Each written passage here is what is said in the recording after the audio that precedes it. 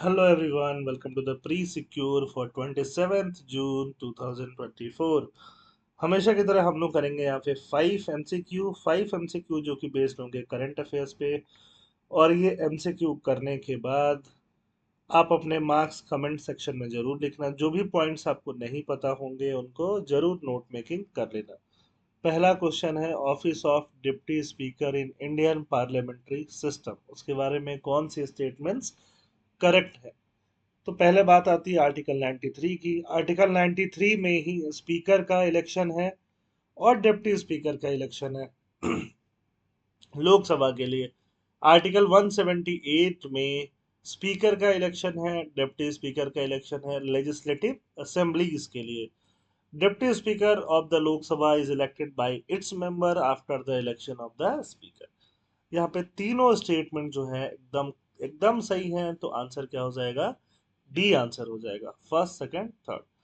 देखो, अब एक चीज यहाँ पे उभर के ये आती है डिप्टी स्पीकर के बारे में, क्योंकि लास्ट जो 17th लोकसभा था, जो कि 2019 से 2024 तक चला, उसमें डिप्टी स्पीकर का इलेक्शन ही नहीं हुआ।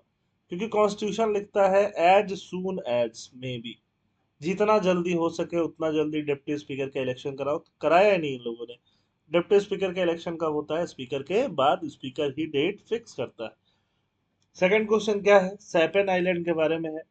सैपन is the largest island and capital of Northern Mariana island, a territory of US in the Western Pacific Ocean. Western Pacific Ocean में एक टेरिटरी है यूएस का, Northern Mariana island.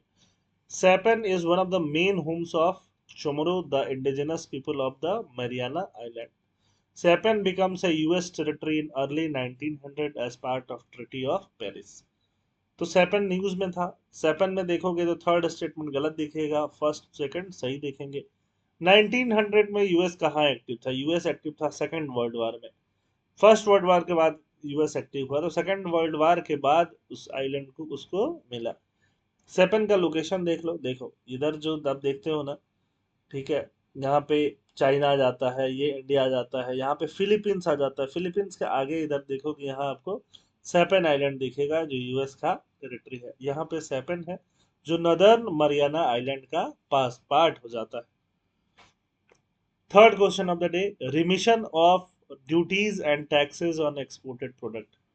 Exported product, जो product export हो रहे हैं उनमें remission of duties and remission of taxes, ये स्कीम का नाम है। ये स्कीम कब इंट्रोड्यूस हुआ?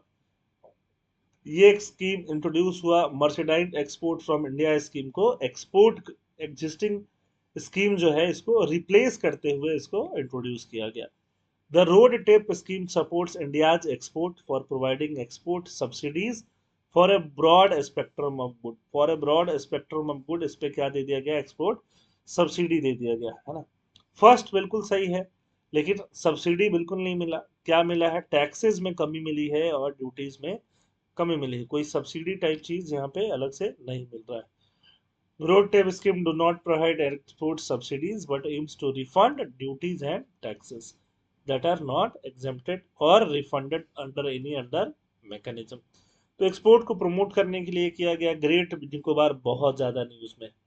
आपसे एक गुजारिश है, ग्रेट निकोबार या अंडमान निकोबार के बारे में जो भी चीजें हैं, जितने डिटेल्स हैं आप पढ़ लीजिए, क्योंकि ये प्रीलिम्स के लिए बहुत ज़्यादा इंपॉर्टेंट होता है। करंट अफेयर्स में हमने इसको कवर किया है। Great Nicobar is the southern most and largest of the Nicobar island located in the south eastern bay of Bengal. Indira point, the southern most point of India, is situated at great Nicobar island. Great Nicobar is densely populated and heavily urbanised. Great Nicobar densely populated भी है और heavily urbanised भी है। तो obvious बात है populated तो बिल्कुल नहीं होगा, काहे के पॉपुलेटेड होगा। बाकी दोनों पॉइंट जो हैं ग्रेट निकोबार के बारे में बिल्कुल सही हैं। फोर्थ का आंसर जो होगा वो क्या होगा? बी हो जाएगा। देखो ये रहा ग्रेट निकोबार, ये रहा पूरा अंडमान और निकोबार आइलैंड। सबसे नीचे जो क्या पड़ेगा आपको? ग्रेट निकोबार। ग्रेट निकोबार में जो सबसे नीचे है वो क्या है? Intra point. ये प्रीलिम्स का क्वेश्चन यूपीएससी का रह चुका है। और इसमें northern Andaman, middle Andaman, larger Andaman, Port Blair इसका कैपिटल, लिटिल अंडमान, कार निकोबार, है ना। ये सारे जो आइलैंड हैं इनके नाम और इनके ऑर्डर्स आपको याद होने चाहिए। ठीक है, उसमें भी पूछा जाता है, ईस्ट वेस्ट भी पूछा जाता है, नॉर्थ और साउथ तो पूछा ही जाता है। Last question of the day, ये एपीएससी स्पेसिफिक है, यूपीएससी में आने के चांसेस कम है बट एपीएससी में है अच्छे खासे चांसेस। हरगिला मोटिफ मेखेला सादोर was designed by conservationist Dr. Purnima Devi Burman. The garment was woven by members of the Hargila army. Hargila army is the conservation group dedicated to protecting the Hargila, also known as the Greater Adjutant Star. कौन सा store, कौन सा statement correct है? तो यहाँ पे सारे statement correct है। इसको बोलते हैं ग्रेटर एडजुटेंट स्टोर और हरगिला, और ये है हरगिला मोटिफ मखेला, जिसको डिजाइन किया है कंजर्वेशनिस्ट डॉक्टर पूर्णिमा देवी बर्मन ने। तो अब कमेंट करके जरूर बताओ कि आपके मार्क्स कितने आए और क्या क्या आपने यहाँ से सीखा समझा। ठीक है, थैंक यू, जय हिंद।